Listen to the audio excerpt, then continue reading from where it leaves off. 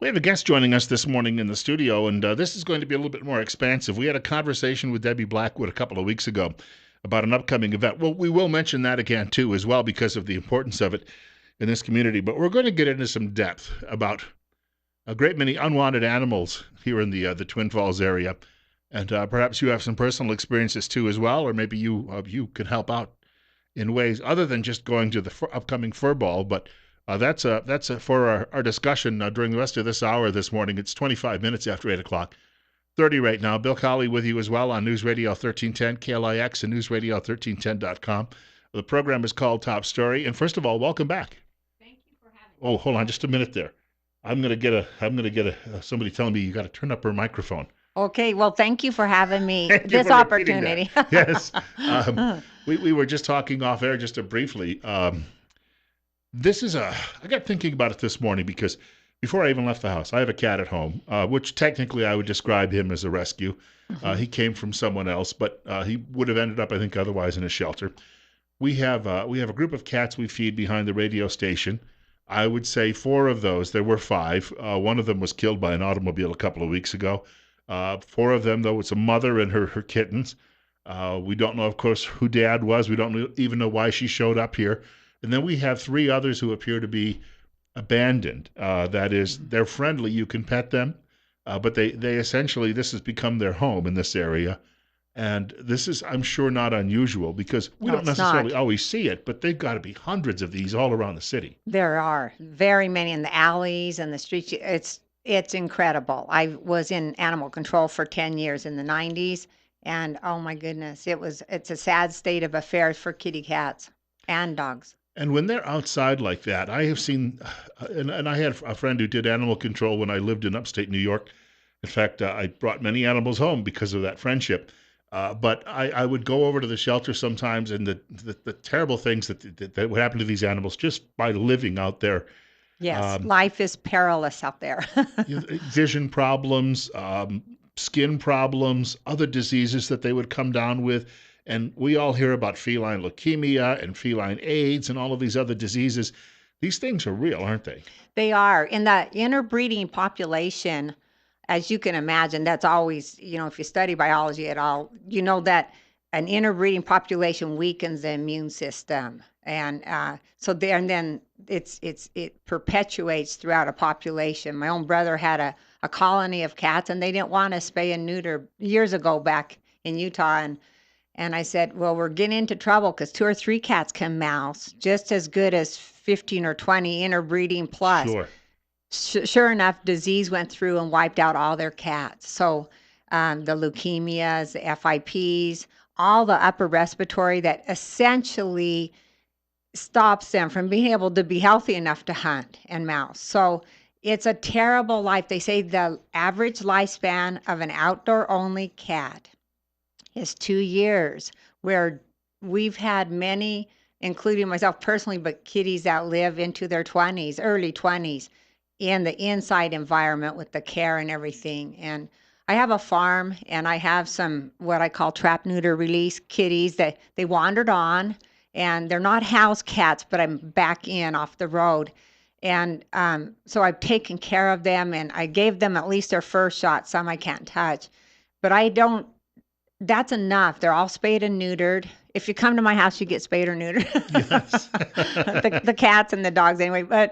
And they live beautifully long lives. And in that situation, off the road and vaccinated at least once, if I can touch them, I booster them. But the long story short, cats and dogs, but they can't live on their own like that. People think they can, and they cannot. We domesticated them thousands of years ago, and they're not built to survive. And like you say, negotiate the roads, those kind of things. Yeah, and people think that cats know traffic, but that's not true. Oh no. And they say, I think they're just lucky. They just lived, you might have had a dog that just crossed the road and was lucky its whole life. But there are many more, I'm here to tell you, and I'm sure that you've witnessed yourself, that are not lucky and they get hit by a car, and it's painful and dangerous. In fact, just leaving work one day a couple of weeks ago, or in the last maybe week, I went down Blue Lakes Boulevard heading back into the city, and there was a white cat dead in the road. It looked to be an all-white cat, but you don't know if that was somebody's pet or somebody's stray. But that's the hazards of being outdoors. It is. It's dangerous. These barriers are unnatural for all animals. I mean, except for us, and they're even maybe a little hazardous for us driving if we're not paying attention well. But they were not meant to negotiate the vehicle in a fast moving vehicle.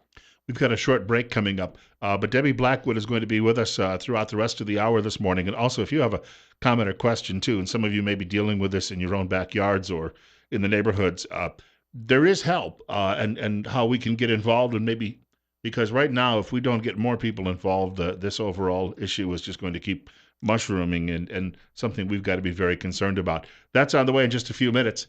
You're listening to Top Story on News Radio 1310 KLIX and newsradio1310.com. It's 20, well, no, I'm going to call it 31 now. We're up to 31. It's 8:30.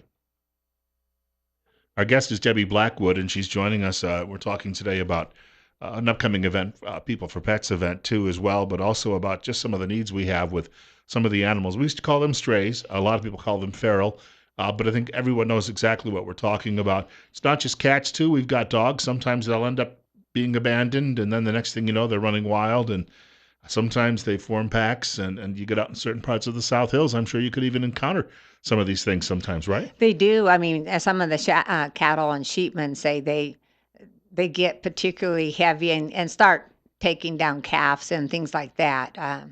So, and what a terrible life too, because people, ranchers and that they're going to take care of that problem. They can't afford to have it, and the dogs live a terrible life. And what a terrible thing to take a dog someplace way out there and dump it when we have a shelter. And we're an open admissions animal care and control facility. We'll accept your dogs and bring it on in, and let's put it up for adoption. I used to live next door to a park, and I'd go walk my dog in the park. And I can remember one day walking through and hearing meow, meow, just tiny little meows. And somebody had abandoned kittens there, dropped off 4 little kittens. And by the end of the day, there was only one left, and I assume the hawks were picking them off. And the park staff said, this is so common. They said, we see it every few weeks. And, people have kittens at home and then just decide this is what they're going to do because they didn't get mom fixed. Correct. And when I had my cat fixed, I actually got a coupon, which was provided by the shelter. And I took that over to the vet's office, and I got him fixed for just $10. And then I got his shots on my own. But if you're going to have the animal, you got to think about doing these things, right? Yes, in fact, the buzzword in animal sheltering and Humane Society of the United States says feed a stray, spay a stray. It's no longer enough to feed them. We need to take that next step because one feral cat and her partner can be responsible for 13 million in 9 years. So we're making a huge impact on their population and the well-being of many cats by just attending to the one. Is there an estimate, I mean, to your knowledge of just how many we have in Twin Falls County, what we're dealing with, I suppose, with the number of, well, let's say, feral cats and even unwanted dogs? Well, the animal shelter sees over 4,000. And you know that's just a small sampling. And there's other rescue groups that are helping hundreds of more. So I'm thinking we're well into the 20,000 plus, and I could be way off on that. I hate to think of all the suffering, but we're probably well in advance of 20,000 strays and unwanted. Our guest is Debbie Blackwood. We're talking today about the upcoming fur ball. We'll have more details coming up on that in just a few minutes. Bill Colley with you as well on Top Story on News Radio 1310, KLIX and newsradio1310.com. The telephone number, 736-0300. We have a caller with us. Caller, you're on the air. Good morning, Debbie and Bill. Thank you. I just wanted to reiterate to people that dumping animals in the country is cruel. In the last year, I've had 4 dogs end up at my house. And that I brought into the 3 of them I brought into the shelter. The 4th one was so timid I didn't think she'd do well, so she's now at my house and extremely spoiled, and has been to the vet to get tutored. and had all of her shots. Wonderful. But and same thing with the outside cats. I trap them and bring them in and get them neutered, and they can take care of and they get fed inside, but they're basically in the shop. But there's no need for that, guys, to dump dogs and stuff in the country. I'd have to agree with that fully. I think that we should, if you're, let's not get that creative. Let's come to the animal shelter. That's why we work so long and hard since 1988 to form a place for people to bring their animals so we can care for them properly. Want to thank her for the call and for the effort as well.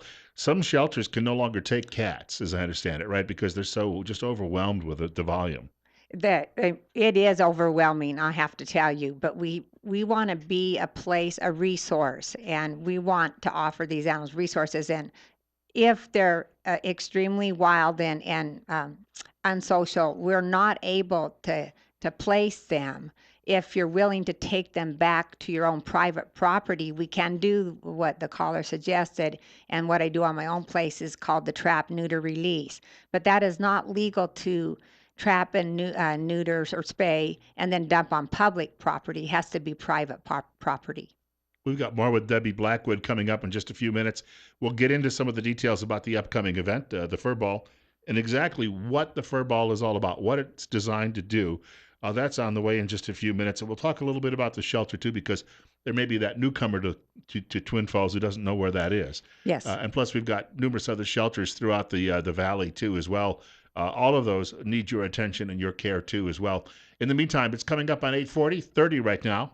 Bill Colley with you as well on News Radio 1310 KLIX and newsradio1310.com. Debbie Blackwood joins us in the studio this morning. She's here until 9 o'clock. We're at 8:43:32. Bill Colley with you as well on Top Story on News Radio 1310 KLIX and newsradio1310.com. And we're talking about the epidemic of unwanted animals or strays, as we were mentioning earlier. I think that was the term I grew up with, and then I heard feral when I got older, meaning potentially wild.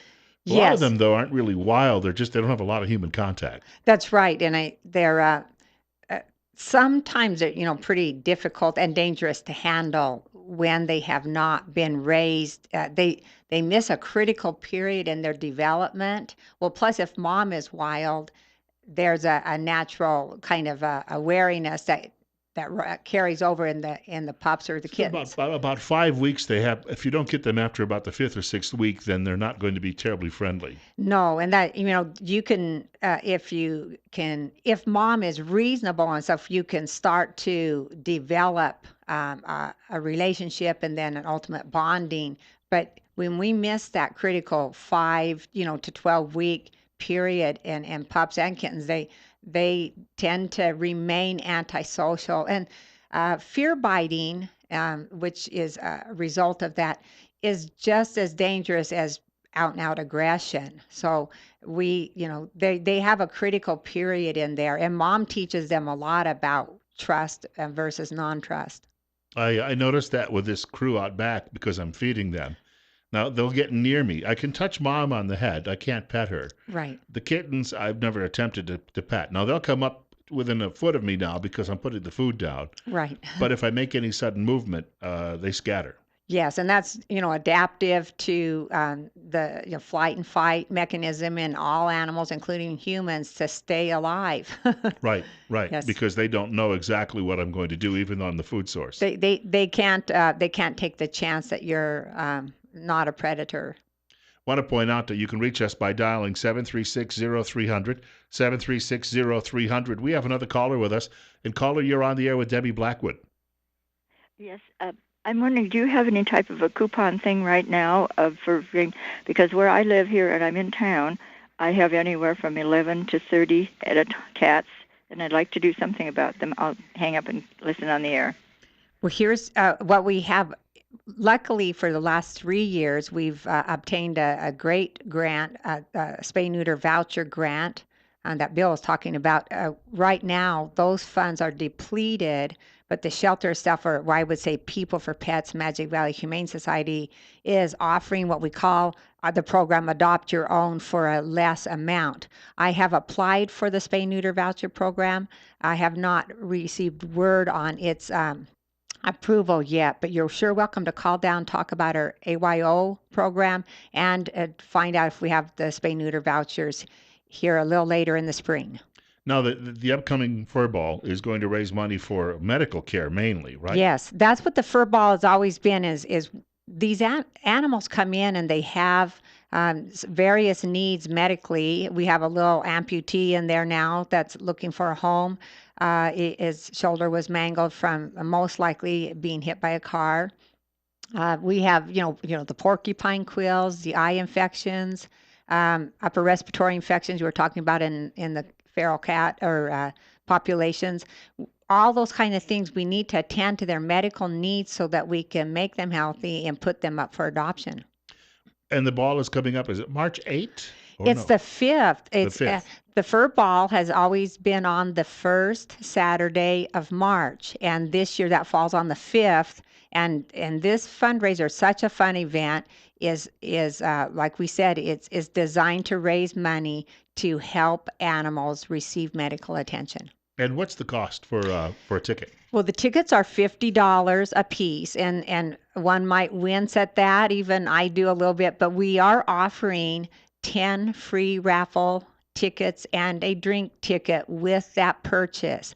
And I'm telling you, the baskets and the raffle items that you might be able to win with your raffle ticket are beautiful and wonderful this year. And we even have some large items like a Traeger grill, another kind of grill, a flat screen TV. So the event itself, it's a little spendy, that ticket, but the money goes a long ways in helping animals, and it's a very fun event.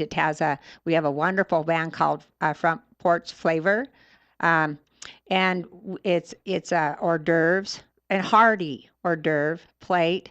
And like I said, those raffle tickets, we have door prizes we'll be giving out throughout the night with your ticket purchase. You're put in a pot to receive a door prize.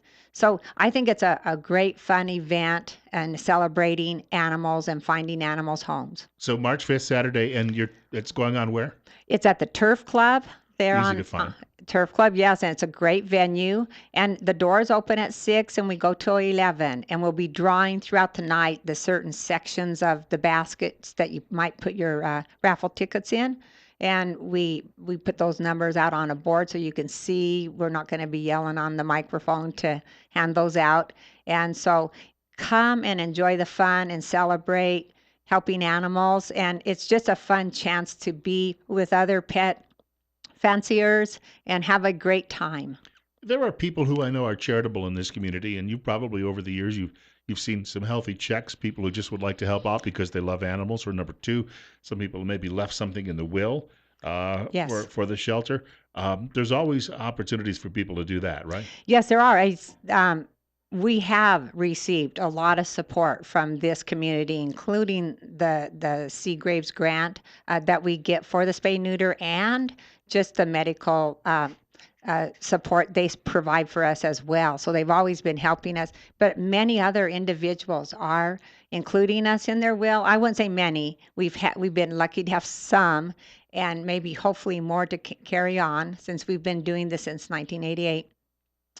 But we can always use even $10 helps us get an animal, offset the price of the spay neuter cost, so we can get them adopted for a little less with just the support of $10. So every donation counts.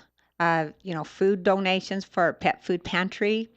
Everything counts. Your time in walking and petting and brushing animals, everything counts because that helps these animals cope with the shelter setting and wait for that forever home.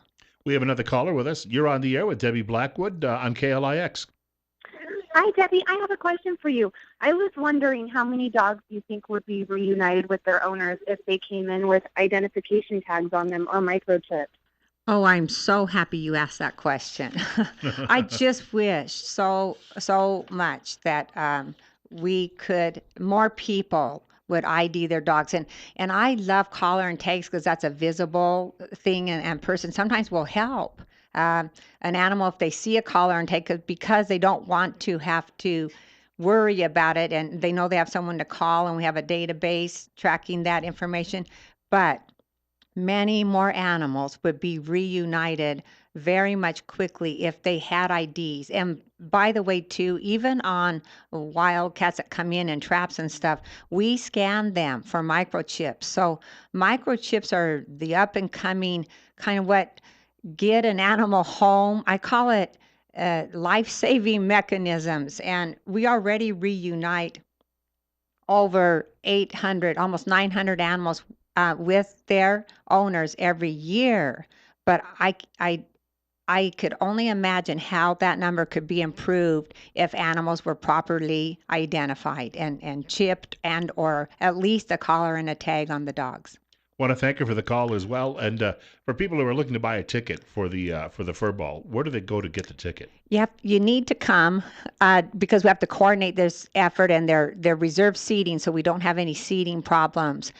You need to come to the Twin Falls Animal Shelter, and we're located at 420 Victory Avenue, which is down there kind of on the back side of the municipal golf course and Right Coca-Cola. by the golf course, right? Yeah. Correct, yes.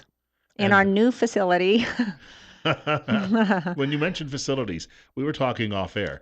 There really aren't many in the area. There are not. We're the only, on this side of the river, there's only the Buell Fairview Vet who houses animals and has kind of an adoption center, and bless his heart for doing that.